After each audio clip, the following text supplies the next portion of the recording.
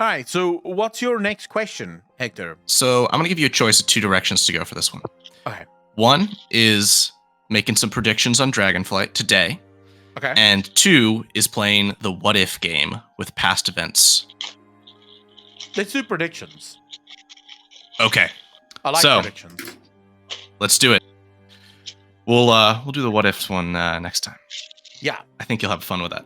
I do like what if games as well, but I like predictions more. Okay. So today I would like, and I've got some answers to this as well, but I would like to ask you to make predictions with the present information we have. By the end of Dragonflight, I would like you to name for me 5 dragon aspects, who they will be, a traitor, and a major death. All right, so this is actually one of the easiest ones. Alexstrasza, almost definitely. Marithra, almost definitely. I'll throw it in here. Ysera will become the protector of the dream and the personal general or lieutenant of Elune. She will become basically the eyes and ears, the vessel of vengeance of Elune, so to speak. And then, of course, Death, again, very easy, Nostormu. He will become Morzond, so not technically Death, but kind of Death. And then I believe that Rathian will be the black aspect. And I believe Sibelian will be the traitor. I don't know why, but I have this. When I look at Sibelian, I don't trust Sibelian. Something about his story does not fit.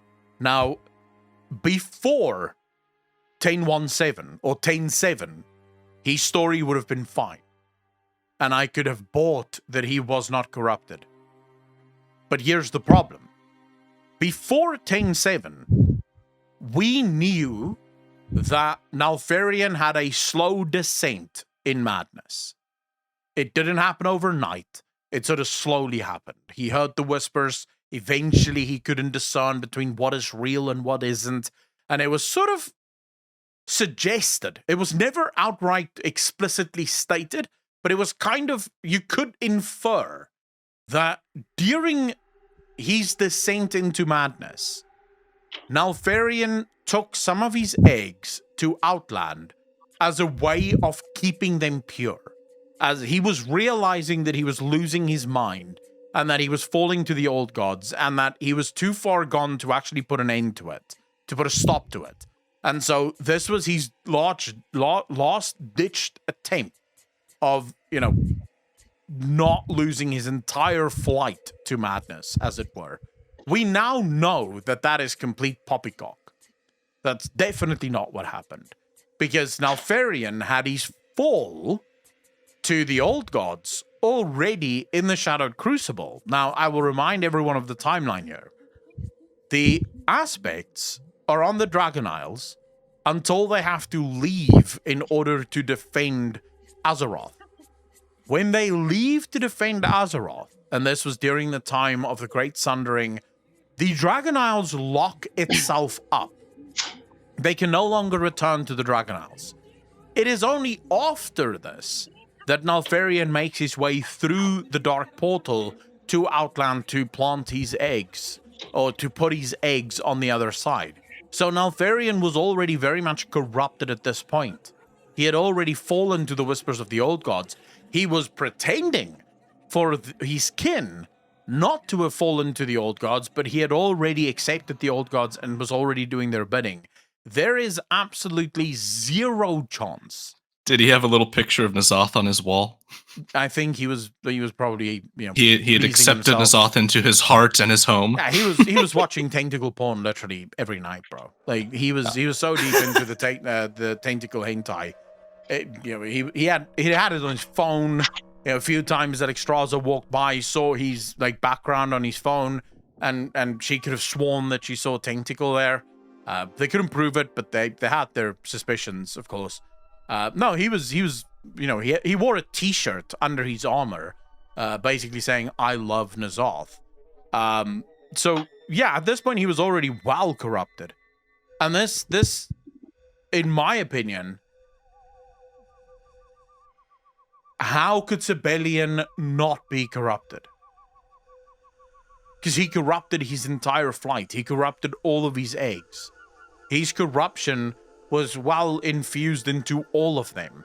We have zero evidence of a corrupted being ever coming back from that corruption.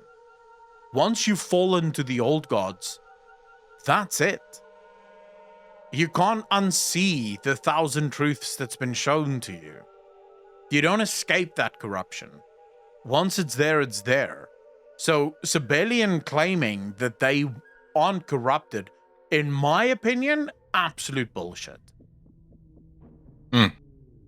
Yeah, that would genuinely just be my sort of. I'll throw that out there. Now, the next question that might pop up from people that were astutely listening, well, who's now the aspect of the bronze dragonflight? And the answer there, my dear friends, is what bronze dragonflight?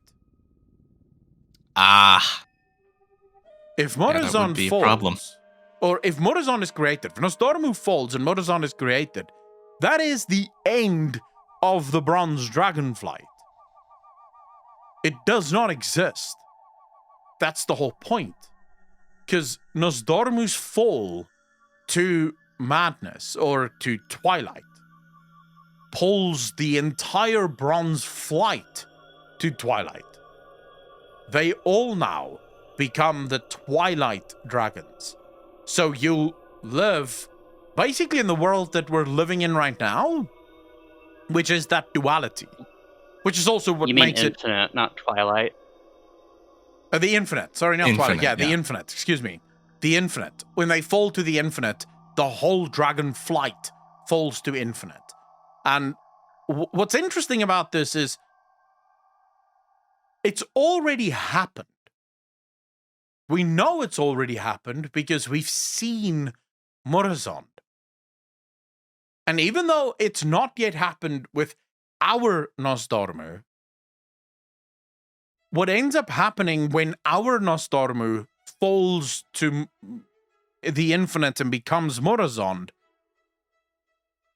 Nosdormu does not cease to exist. Because Nosdormu exists on all of the timelines, there is still a bronze dragonflight, even though our Nosdormu, isn't around anymore. So there is, and there also isn't, a bronze dragonflight, and Nosdormu remains the aspect of the bronze dragonflight, even though Nosdormu is now Morazon. I hope that makes sense, because it doesn't to me. But I know what I know what I want to say. I just don't know. It makes as if much I'm sense saying it as correctly. WoW timelines will allow it. Yeah, pretty much. Yeah. Yeah. Pretty much. Yeah. The question Would you is, like to who hear was my first? predictions? I do. Oh, I go just ahead, quickly. yeah. The question is, who was first, Nosdormu Please, or actually. Morazon? Oh, chicken or the egg. Because this is where I think I've explained this before, but I'll quickly run you guys through this. All right, so because the Bronze Dragonflight and Nosdormu very specifically have control over the timeline, technically speaking, even though Nosdormu was created long after the start of the timeline, Nosdormu would nevertheless now exist on the timeline literally from the moment of its inception to the moment of its end, because he can technically travel throughout the entirety of the timeline. Right? That's literally how it works. But Yeah, as a similar concept is like in 40k with the birth of Slaanesh. Like Slaanesh is the youngest chaos god, but Yeah. once she was birthed, she had always been there, just like the other chaos gods, because Yeah. they, in essence, live both without and within the timeline. Yeah, but that's the whole point, right? And that's actually so perfect, because Slaanesh does actually explain this perfectly. For those of you that don't know anything about Warhammer 40k lore, Slaanesh was created due to the depravity of the Eldari. The Eldari are basically space elves, right? They were so depraved and so maniacal. They got obsessed with torturing people in the most sexualized ways because basically they were the strongest empire at one point. No one could oppose them, and this made them bored. And because of this boredom, they just started getting more and more depraved with their shit. The problem is because they are so incredibly powerful and they're among the most powerful psychers that exist in the universe, all of this emotion that they created due to their depravity basically fed into the warp, which is the place where chaos gods are they live there effectively. And this depravity created a thing called Slaanesh. They literally fucked an old god or a chaos god into existence, so to speak. That's literally what they did, right? They fucked a chaos god into existence. The other chaos gods, even though we know on the timeline where Slaanesh was created, and we know that the other chaos gods existed long before the creation of Slaanesh, if you were to ask the chaos gods, when was Slaanesh created, the chaos gods would tell you Slaanesh was there from the beginning. Just like we were there from the beginning. And just like the great game have been played from the beginning. And that's the timeline of World of Warcraft. Even though Nosdormu was created long after the start, upon his creation, he has now existed from the beginning all the way up until the end. Murozond being created long after the creation of Nosdormu, same problem, because Murozond can also move to any point on the timeline. So upon his creation, they would have existed literally since the start of the timeline, both Nosdormu and Murozond. Equally, they came into existence at the same place, which was at the beginning of time. Because they can go to the beginning of time. So they technically exist at the beginning of time. And that's why Aman'Thul thought to humble Nosdormu by showing him his death. He is giving the Bronze Dragonflight so much power. The aspect of the Bronze Dragonflight, arguably one of the most powerful aspects, just because of his domain. But to humble him and show him that he is not above the natural order of things, as the ordering of the Titans, however we want to look at this, he is shown his own death and knows that he is not himself immortal. What is interesting, and this might just be that he knows, but he's never told anyone, but it is sort of suggested that he doesn't know how it happens. No, he doesn't. So whatever it is that turns him into Murozond, that is unknown to him. So either that part is kept on purpose, obscured from him, or it has something to do with even beings that exist on the timeline everywhere at once doesn't have the ability to see their own death. The only thing he knows is how and when he'll die, but he doesn't know what causes him to become Murozond. He doesn't know what causes him to reject it, besides just the concept of I can't die right now.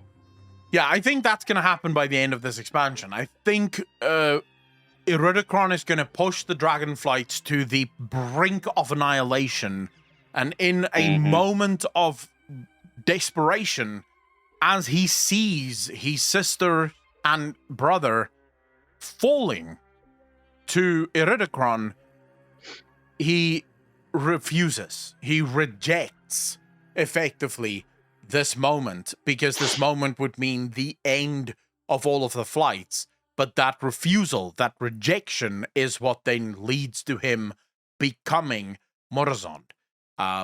It's the embrace of the infinite rather than the finite, so to speak. I totally agree with you. As do I. Yeah, that would be my guess on it. D-Wolf just said here that WoW news incoming soon, according to Mr. Jim. Creators had a Q&A with Ian. Is it going to be uploaded anywhere, or is it was it just a Q&A offline, sort of, and they're going to be able to drop some news on that Q&A?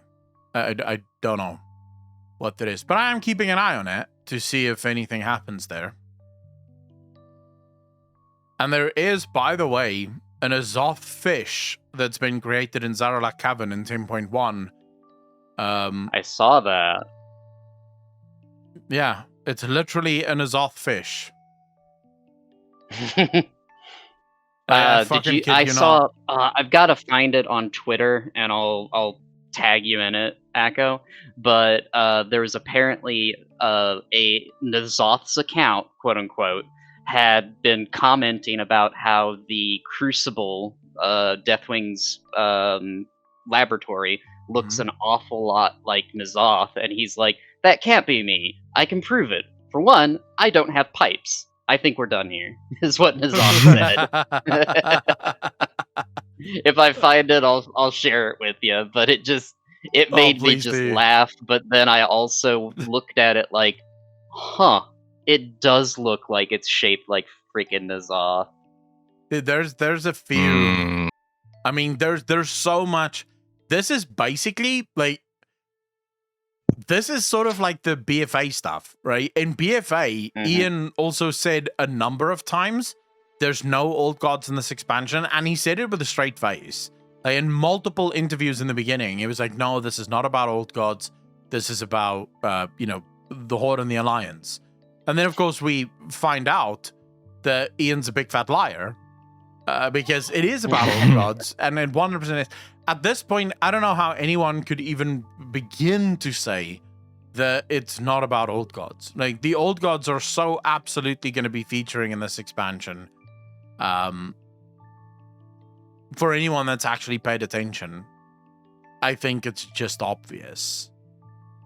Sorry, I'm looking for an emoji here, because I want to tweet out this picture. For any Avatar The Last Airbender fans, every time I hear there is no old gods, I start hearing there is no war in Ba Sing Se. There is no what? War in Ba Sing Se. In Avatar The Last Airbender, the TV series, the Earth Kingdom I don't is know under... what the fuck any of that means. Yeah. But okay. I do. Good call. It's alright. I've never watched the TV series Lost Air. It's like anime bullshit, isn't it? Yeah, I don't watch that crap. There's a debate about whether it's actual. It's American anime made. It's very good. I'd recommend it. It's animation, right? Yeah, it is animation. That's anime. Doesn't Man, matter my what goodness. kind of animation You'd be making some people actually pretty happy with that analysis, because there are some that argue because it's not made in Japan that it's not anime. Dude, anime I is kid short. you not. That is the hill these people are dying on. But okay, I'll put it like this. Anime, what is anime short for? Animation, basically. Right? And that means that if something is animated, therefore it is anime. Now, what you could say is that it doesn't follow the tropes of Eastern storytelling. And maybe you're right. I don't know. I've never watched it. There would be an Eastern element to story tropes that they would follow, and then there would be a Western trope of storytelling. It's like Eastern games versus Western games. It's all games. If you speak to anyone, right? Final Fantasy is an RPG. It has always been an RPG. But when you compare Final Fantasy to something like Witcher 3, they are not the same. So it would be similar to someone going, well, actually, Witcher 3 isn't an RPG because it's not like Final Fantasy. So what the fuck are you talking about?